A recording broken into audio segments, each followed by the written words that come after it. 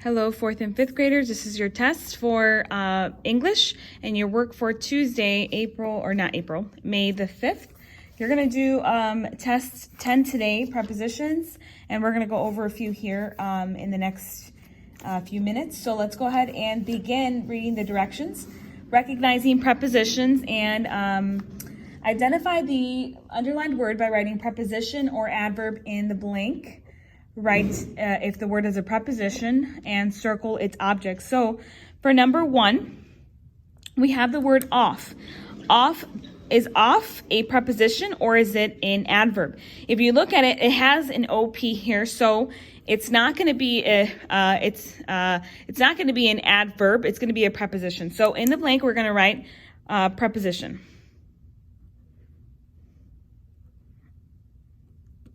All right, and that's for number 1. Okay, let's just do number 2 together for that part here. All right, turn your test paper over when you are finished. Okay, the word over, is that a preposition or is that an adverb? Okay, the word over here is modifying what? Is modifying the word turn. How do you turn it over? So it is an adverb. So it's not a preposition. We're going to put adverb in the blank. You're going to do the rest for this test here. Roman numeral 2, prepositional phrases. Place parentheses around each prepositional phrase. Circle the object of the preposition.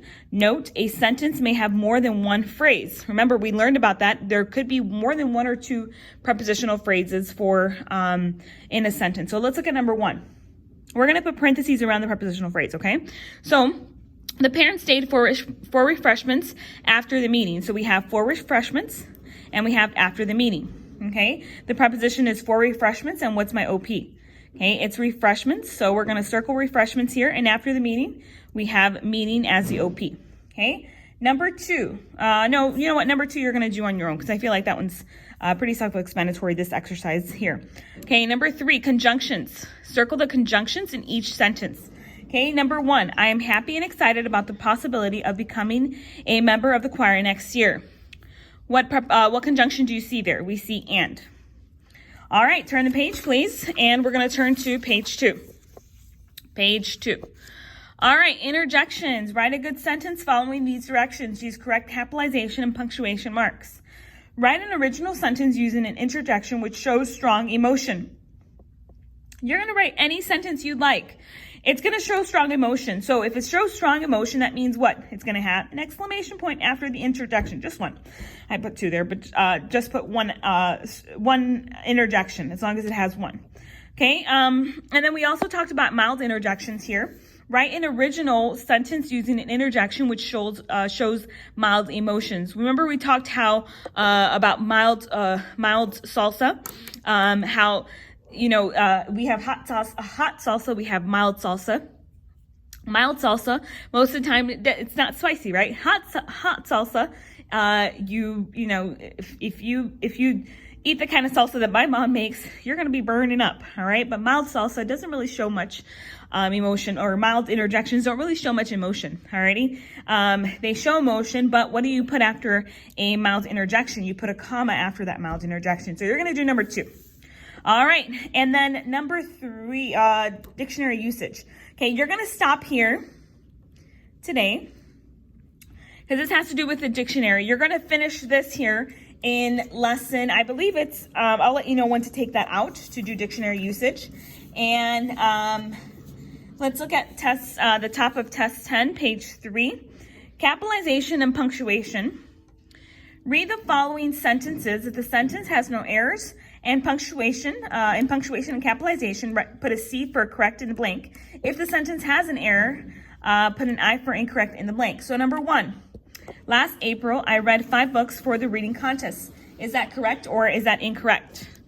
Okay, it's incorrect. Why? We see the word A is not capitalized, so we're going to put I, or yes, A for April is not capitalized, so we're going to put I in the blank. All right, and you're going to do numbers 2 to 5 on your own. Numbers 1 through 5 for diagramming here. And I believe this is the last part of this test here.